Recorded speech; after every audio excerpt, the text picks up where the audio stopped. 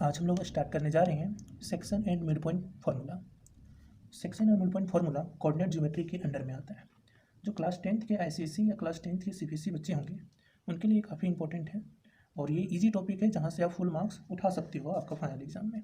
तो section mid point formula start करने से पहले उसको हम लोग समझेंगे पहले, लेकिन उससे पहले आप लोग डिस्टेंस फार्मूला के बारे में आप क्लास 9th में पढ़ चुके होंगे या फिर जो सीबीएसई बच्चे हैं वो अभी डिस्टेंस फार्मूला के बारे में पढ़ोगे। डिस्टेंस फार्मूला का मतलब मैं सिंपली बता देता हूँ कि जैसे कोई दो पॉइंट दिया हुआ है, इन दोनों पॉइंट का कोऑर्डिनेट कुछ होगा, x1 y1 ए पॉइंट का कोऑर्डिनेट है, बी पॉइंट का कोऑर्डिनेट आपका दिया हुआ है x2 y2। अब इन दोनों पॉइंट को आप ज्वाइन कर दो, ज्वाइन कर दिए। ज्वाइन करने के बाद ये जो ए से बी के बीच का जो डिस्टेंस है, ए से बी के बीच का जो डिस्टेंस है दैट इज द डिस्टेंस। ठीक है, ये डिस्टेंस हुआ पॉइंट ए और बी का। तो ए से बी का बीच का डिस्टेंस जो होगा वो आप कैसे फाइंड करोगे? तो उसको फाइंड करने का एक फार्मूला है। फार्मूला क्या है कि √x2 - x1 का स्क्वायर प्लस y2 - y1 का स्क्वायर। सॉल्व करना है अंदर में, फिर अंडर रूट वैल्यू फाइंड कर लोगे। जो भी वैल्यू आएगा वो ए और बी पॉइंट को ज्वाइन करने वाला लाइन का डिस्टेंस होगा। क्लियर है डिस्टेंस फार्मूला? इसमें ज़्यादा दिमाग नहीं लगाना। अब आते हैं सेक्शन फार्मूला पे कि सेक्शन फार्मूला है क्या। सेक्शन फार्मूला में बेसिकली हम लोग को क्या फाइंड करना है कि सेक्शन फार्मूला में हमको कोऑर्डिनेट फाइंड करना होता है। किसका कोऑर्डिनेट फाइंड करना होता है? किसी एक पॉइंट का जो डिवाइड करता है line segment joining two given points. मतलब ए और बी, यहाँ पे दो पॉइंट दिया हुआ है, इन दोनों पॉइंट को ज्वाइन करने वाला ये लाइन हुआ। अब इस लाइन को ज्वाइन करने वाले लाइन में कोई एक पॉइंट है पी। ये पॉइंट पी क्या कर रहा है? इस ए बी लाइन को m/n रेशियो में डिवाइड कर रहा है। ठीक है, तब इस पी पॉइंट का कोऑर्डिनेट क्या होगा वो फाइंड करना होता है। इसी को बोलते हैं सेक्शन फार्मूला। तो पहले हम लोग यहाँ पे रेशियो का मतलब समझते हैं, मैक्सिमम लोगों का कंफ्यूजन होता है। ठीक है, तो देखो पहले यहाँ पे ए बी कोई दो पॉइंट दिया हुआ है, ए का कोऑर्डिनेट x1 y1 ले लिए, बी का कोऑर्डिनेट x2 y2 ले लिए। ठीक है, अब ए से बी का टोटल डिस्टेंस मान लो आप 6 है, मतलब x1 y1 कुछ होगा, x2 y2 भी कुछ होगा। उन दोनों का बीच का डिस्टेंस फाइंड किए, देखें 6 मिला। अब इन दोनों के बीच में कोई एक पॉइंट ले लो आप p। ठीक है, अब इस p पॉइंट से a के बीच का डिस्टेंस 2 है, p पॉइंट से b पॉइंट का डिस्टेंस 4 है। क्लियर? तो इसका मतलब ये हुआ कि ये जो p पॉइंट इस ए बी को एक 2 पार्ट में बांटा और एक 4 पार्ट में बांटा, मतलब ए पी का डिस्टेंस 2 हुआ और बी पी का डिस्टेंस 4 हुआ, दोनों को ऐड कर दिए तो 6 मिला। बट यहाँ पर रेशियो का हम बात करते हैं, यदि ए पी बाई या बी पी करोगे, A P by B P करोगे तो ए पी का डिस्टेंस हुआ 2, बी पी का डिस्टेंस हुआ 4, दोनों को कैंसिल हुआ तो 1/2 बचा। ठीक है, तो इसका मतलब कि A P by B P ये क्या है? रेशियो है। ये दोनों क्या है? रेशियो। किसका रेशियो है? ए पी और बी पी के बीच का डिस्टेंस का रेशियो है। ठीक है, तो इसी का मतलब ये हुआ कि ये जो पी पॉइंट है इस ए बी लाइन को ज्वाइन करने वाला ए बी लाइन को ये पी पॉइंट 1:2 रेशियो में क्या करता है? डिवाइड करता है। क्लियर है? तो इस यहाँ समझ में आया कि रेशियो का क्या मतलब है। मतलब यही होता है कि ए पी और बी पी का जो भी डिस्टेंस होगा उसको आप डिवाइड करके देखो, डिवाइड करने के बाद देखो जो भी सिंपलेस्ट फॉर्म में आया, सिंपलेस्ट फॉर्म में जो रेशनल नंबर में आप देखते थे सिंपलेस्ट फॉर्म में लिखते थे, तो जो सिंपलेस्ट फॉर्म में आता है वही आपका रेशियो है। तो यहाँ पे क्वेश्चन में हम क्या किए हैं कि मान लिए कि पी कोई पॉइंट है जो ए बी लाइन को ज्वाइन करने वाला लाइन को ये पी पॉइंट m/n रेशियो में डिवाइड किया है, मतलब m/n में डिवाइड किया है। ये आपका रेशियो दिया हुआ है A P by P B. ठीक है, और ये सिंपलेस्ट फॉर्म है। क्लियर हुआ रेशियो का मतलब? यहाँ पे डिस्टेंस आपको नहीं समझना है, ये जो रेशियो दिया हुआ है ये एक्चुअल डिस्टेंस नहीं है। देखो आप यहाँ पे कैंसिल हो के ये 1:2 आया है, जबकि डिस्टेंस एक्चुअल में 2 था और डिस्टेंस एक्चुअल में 4 था, कैंसिल हो के आया है, इसलिए आप इस रेशियो को आप डिस्टेंस कंसिडर नहीं करोगे। क्लियर है यहाँ तक? अब देखते हैं, आते हैं क्वेश्चन पे। अब जो क्वेश्चन पूछा है इस पी पॉइंट का कोऑर्डिनेट क्या होगा कि ये पी पॉइंट इस ए बी लाइन को ज्वाइन कर रहे हैं, तो उसको m/n में बाइसेक्ट किया, तो ये पी पॉइंट का कोऑर्डिनेट क्या होगा इसको हम अभी डिराइव करके देखते हैं। कैसे हम इसका फॉर्मूला अभी फाइंड आउट करते हैं कि कैसे हम एक्स वाई कोऑर्डिनेट का वैल्यू फाइंड करते हैं यदि ए और बी पॉइंट का कोऑर्डिनेट हमको दिया हुआ हो तो। क्लियर है? चलो जल्दी से थोड़ा देखो। ए पॉइंट का कोऑर्डिनेट क्या है? x1 y1। इसका मतलब ओ से क्यू का डिस्टेंस क्या होगा? ए पॉइंट का जो x1 मतलब एब्सिसा है, मतलब एब्सिसा समझते होगे। एब्सिसा जो है एक्स एक्सिस का जो वैल्यू होगा उसको आप एब्सिसा बोलते हो, वाई एक्सिस का जो वैल्यू होता है उसको आप कोऑर्डिनेट बोलते हो। तो ये जो x1 है यहाँ से यहाँ का डिस्टेंस है, ये आपका x1 हुआ। क्लियर? अब देखो, अब इस पी पॉइंट का कोऑर्डिनेट क्या है? x, i, मतलब ये जो x है या इस वाले का मतलब o से r का बीच का डिस्टेंस है x। क्लियर? अब हम बोलते हैं q से r के बीच का तब डिस्टेंस क्या होगा, तो आप क्या करोगे? पूरा x में इस x1 को माइनस कर दोगे तो q से r के बीच का डिस्टेंस निकलेगा। मीन्स x में आप x1 माइनस किए तो आप क्या किए? q से r के बीच का डिस्टेंस निकला। क्लियर हो यहाँ तक? अब फिर आते हैं इस पे, इस b वाले पॉइंट पे देखो, इसका x कोऑर्डिनेट क्या है? x2, मतलब s से यहाँ तक का पूरा डिस्टेंस आपका s तक का o से s का डिस्टेंस है x2। अब हम पूछ रहे हैं आर एस का डिस्टेंस कितना है, तो आर एस का डिस्टेंस क्या करोगे, पूरे में इसको माइनस करोगे, तो यहाँ से यहाँ तक कितना है एक्स, एक्स टू में इस एक्स को आप माइनस करोगे, तो एक्स टू में आप क्या किए, एक्स को माइनस कर दिए, तो ये निकल गया यहाँ से यहाँ तक का डिस्टेंस। क्लियर हुआ यहाँ तक। चलो सिमिलरली हम क्या करते हैं, यहाँ से यहाँ तक फाइंड करते हैं। देखो बी पॉइंट का वाई कोऑर्डिनेट क्या है, y2, तो इसका मतलब यहाँ से यहाँ तक का डिस्टेंस कितना हो गया, ये y2 हो गया। क्लियर। अब देखो इस पी पॉइंट का वाई कोऑर्डिनेट है y, इसका मतलब यहाँ से यहाँ तक का ये डिस्टेंस है y। अब हम पूछे बी डी का डिस्टेंस क्या है, पूरा में इसको आप माइनस करोगे, मतलब y2 में आप y को माइनस कर रहे हो। क्लियर हुआ। सिमिलरली हम पूछते हैं MC का डिस्टेंस क्या होगा, तो MC का डिस्टेंस के लिए देखो ए पॉइंट का y कोऑर्डिनेट क्या है, y1, तो C से R के बीच का डिस्टेंस कितना होगा, y1 होगा। अब हम यहाँ से यहाँ का डिस्टेंस पूछते हैं, तो इस पूरा का है y और यहाँ से यहाँ तक का है y1, तो आप y में अब y1 को माइनस कर दोगे तो इसका डिस्टेंस निकलेगा। क्लियर हुआ यहाँ तक। आई थिंक यहाँ तक समझ में आ गया। इसका मतलब ये पता चला, देख लो आप, ये x माइनस x1 है, मतलब इसका भी डिस्टेंस वही होगा x minus x1, x2 minus x1 है तो इसका भी डिस्टेंस यही होगा x2 माइनस x1। क्लियर है यहाँ तक। हाँ ठीक है, यहाँ तक। अब आप देखो आप कैसे बनाएंगे। अब आते हैं, अब ध्यान दो, इन ट्रायंगल ACP में, ट्रायंगल ACP और ट्रायंगल PDB में, इन दोनों ट्रायंगल को आप ध्यान से देखो। ये दोनों ट्रायंगल क्या सिमिलर है, यदि आप सिमिलरिटी पढ़े होगे तो आप इजीली बता दोगे कि सिमिलर होगा कि नहीं। फिर भी हम एक ओवरव्यू दे रहे हैं। देखो ये लाइन दोनों परपेंडिकुलर है एक्स एक्सिस पे, ये दोनों परपेंडिकुलर है, तो इसका मतलब, अच्छा आपको थोड़ा बताना ये भूल गए कि इस A point, P point, B point से आपको परपेंडिकुलर डाल दिए हैं, ये ए से सी पर परपेंडिकुलर डाला गया है और पी से डी पे ये परपेंडिकुलर डाला गया है। ठीक है, ये हम बताना आपको भूल गए, इस चीज़ को आप थोड़ा सा दिमाग में बैठा लोगे। अब देखो ये लाइन और ये लाइन दोनों क्या है, परपेंडिकुलर है, और यहाँ पे ये क्या है, एक लाइन है। इसका मतलब ये लाइन और ये लाइन पैरेलल है और ये एक ट्रांसवर्सल लाइन का काम कर रहा है, तो इसका मतलब ये एंगल और ये एंगल करस्पॉन्डिंग एंगल के इक्वल हो जाएगा, पहला चीज़। दूसरा ये 90 डिग्री है, ये भी 90 डिग्री है, तो ये 90 इक्वल हुआ, तो मतलब इन दोनों ट्रायंगल में ये एंगल इसके इक्वल हुआ, ये एंगल इसके इक्वल हुआ। इसका मतलब दोनों ट्रायंगल ए सिमिलरिटी से दोनों ट्रायंगल क्या हो गया, सिमिलर हुआ। तो डायरेक्टली आप लिख दो कि therefore triangle ACP similar triangle ACP PD DB। Clear, यहाँ तक समझिए। जब अब देखो, अब दो ट्रायंगल जब सिमिलर होता है तो आप पढ़े हो कि करस्पॉन्डिंग साइड का रेशियो इक्वल होता है, मतलब AC by PD equal to CP by DB equal to AP by BP। Clear यहाँ तक ना।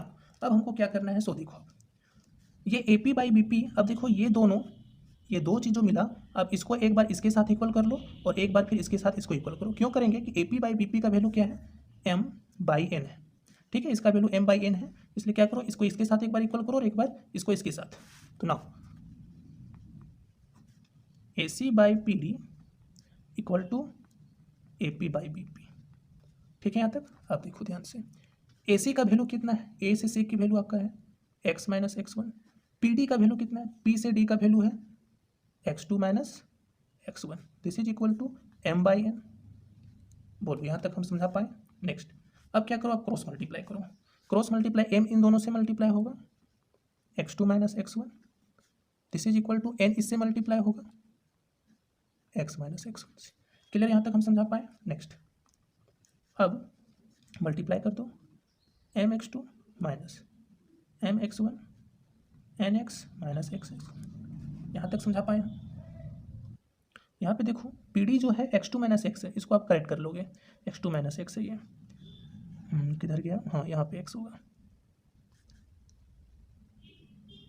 चलिए अब आगे देखते हैं, ध्यान देते चलो। अब नेक्स्ट क्या बनेगा, अब देखो इस वाले को क्या कर लो आप, x वाले को एक तरफ कर दो, इसको इधर ले आओ, तो m x2 इस वाले को इधर ले आओ plus n x1, this is equal to इस वाले को राइट साइड में ले आओ mx प्लस nx। ऐसा क्योंकि हम x वाले को एक साइड रहने दिए, बाकी जो बचा हुआ था उसको हम एक साइड रहने दिए। अब यहाँ से देखो आप x कॉमन है, तो क्या बच गया, m प्लस n ब्रैकेट के अंदर में बच गया। क्लियर ना। अब यहाँ से x का वैल्यू क्या निकलेगा, x इक्वल टू निकलेगा m x2 plus n x1। अब m प्लस n से आप डिवाइड कर दो। क्लियर हुआ, ये x निकल गया और इसी x को आपको फाइंड करना था यहाँ पे, तो ये x निकल गया। सिमिलरली अब क्या करने वाले हैं, इसको इसके इक्वल लेंगे। ठीक है, and CP by DP DB equal to AP by BP। ना CP कितना है, यहाँ से आप CP का वैल्यू देख लो, CP का वैल्यू, CP देखो आप C2P y माइनस y1, तो अब यहाँ पे लिख लेते हैं y minus Y one, D B का वैल्यू, डी टू बी का वैल्यू y2 minus Y, y2 minus Y, this is equal to A P by B P वही है m बाई एन। फिर से आप क्या करो, क्रॉस मल्टीप्लाई करो, क्रॉस मल्टीप्लाई कीजिए फिर से, तो m times y2 minus y, n times y minus Y one. फिर से आप इसको सॉल्व करो, मल्टीप्लाई कर दो, m times y, this is equal to n times y minus n times y one.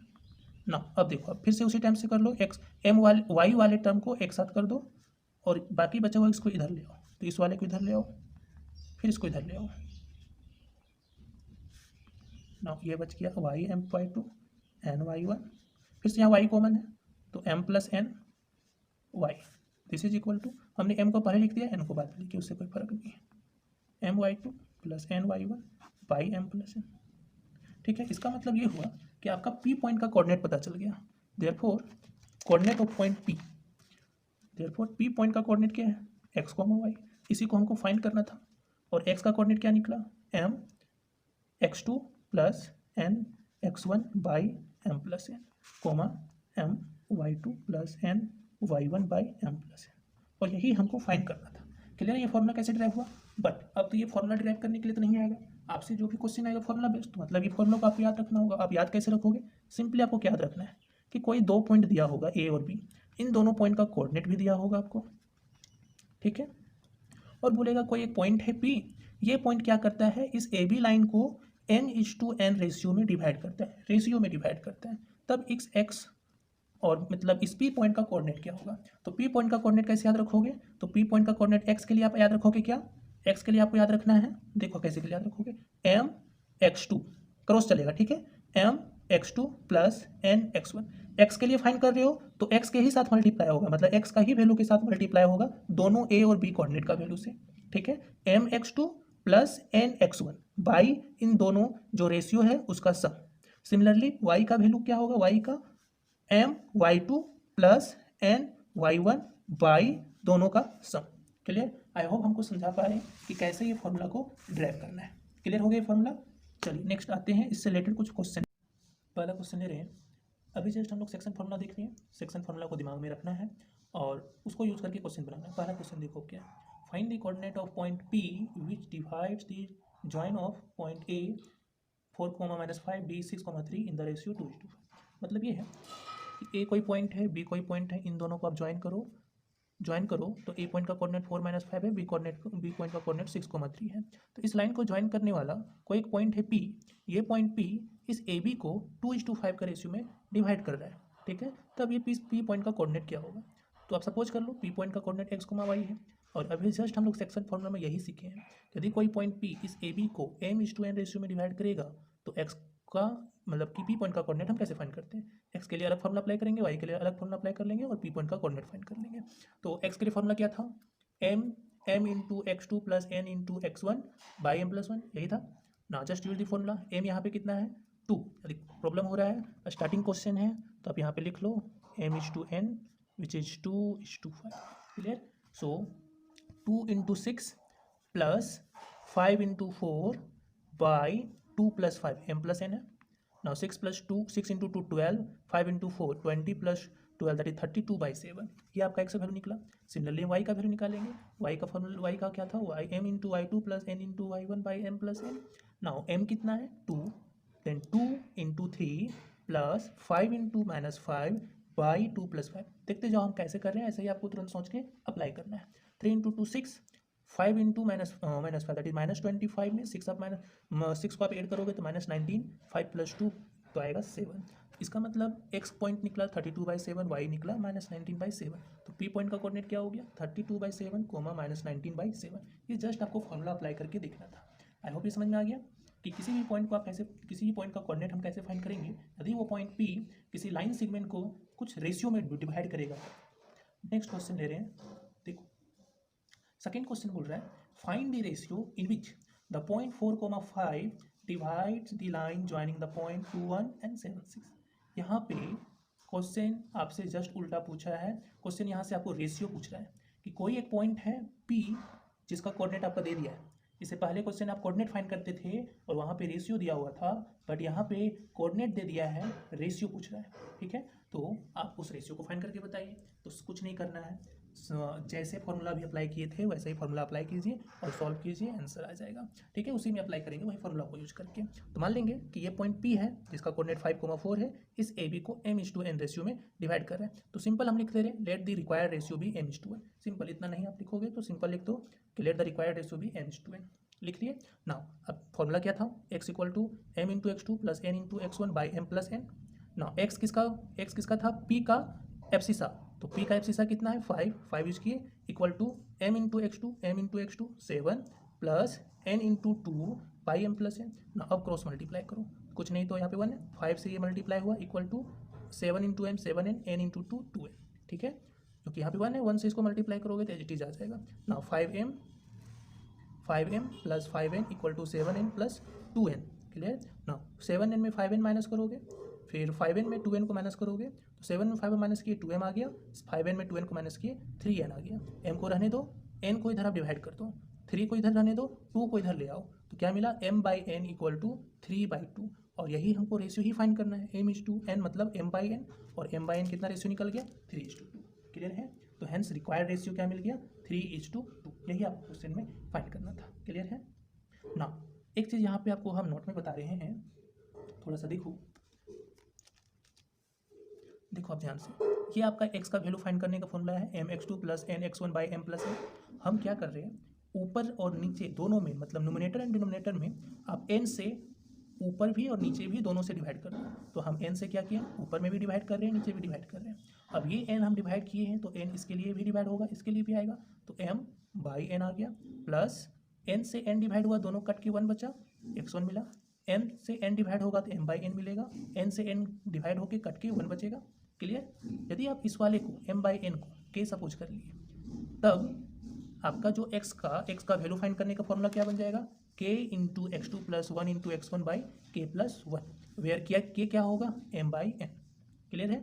हम इसको इसलिए बताएं यहाँ पे ताकि इससे आप क्वेश्चन बनाओगे, कभी भी रेशियो का क्वेश्चन आएगा, जैसे अभी जस्ट रेशियो का क्वेश्चन आया तो आप m/n लिए, ठीक है। तो आप इस टाइप से क्वेश्चन आएगा, यदि आप m/n लेके बनाते तो मे भी कहीं कॉम्प्लिकेटेड हो सकता है कैलकुलेशन में। ये इजी क्वेश्चन था इसलिए आपका बन गया, लेकिन कुछ और ऐसे क्वेश्चन मिलेंगे टफ क्वेश्चन जहाँ पे कैलकुलेशन टफ हो जाता है, उस केस में कभी भी रेशियो आपसे पूछे तो आप हमेशा क्या सपोज करोगे k/1, ठीक है, ये दिमाग में रखोगे, और जो भी k का वैल्यू आएगा वही आपका m/n है, ठीक है। जैसे यहाँ देखिए, क्लियर, आई होप ये समझ में आया। जैसे आप यहाँ ध्यान दो, इसी क्वेश्चन को एक और तरीका से बनाते हैं, जो अभी जस्ट बनाए उसी को दूसरे तरीका, लेट द रिक्वायर्ड रेशियो को मान लीजिए k/1, x का formula mx2 + nx1 / m + n है। नाउ x आपका कितना दिया हुआ है, देख लो जल्दी से, x आपका 5 दिया हुआ था, 5 पुट कर दिए, ठीक है, equal to k × 7 plus 1 × 2 / k + 1। ना क्रॉस मल्टीप्लाई कर दो, क्रॉस मल्टीप्लाई किए तो 5 × k + 1 = 7k + 2।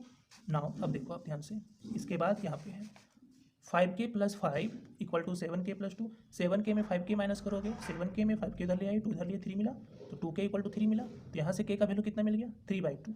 इसका मतलब रिक्वायर्ड रेशियो क्या हो गया k/1, मतलब 3/2:1। अब ये 2 किधर आ गया यहाँ पे, ये कैसे हुआ, जैसे देखो k/1 मतलब k/1 है, इसको आप लिखोगे 3/2/1, मतलब फाइनली क्या आ गया 3/2 ही आया, यही आपका रेशियो है। और अभी बताएं k क्या होता है m/1, तो डायरेक्ट आप यहाँ भी ऐसे लिख सकते हो m/n = 3/2, क्लियर हुआ। आई होप ये समझ में आ गया। तो कैसे क्वेश्चन को बनाना है, तो कभी भी आपसे रेशियो पूछे कि कोई पॉइंट है जो लाइन सेगमेंट को हम कौन से रेशियो में डिवाइड करेगा, तो आप हमेशा रेशियो क्या करना k/1 सपोज करके बनाना, और k का जो भी वैल्यू आएगा वही आपका रिक्वायर्ड रेशियो होगा। आई होप आपको सेक्शन फार्मूला जो है वो आपको समझ में आ गया। सेक्शन फार्मूला से रिलेटेड कुछ क्वेश्चन भी देख लिए, और सेक्शन फार्मूला को कैसे डिराइव करते हैं, कैसे ये फार्मूला डिराइव हुआ था ये भी आप देख लिए, ठीक है। फिर भी यदि कोई आपसे डाउट या क्वेरी आता है तो आप हमसे कमेंट में पूछ सकते हो।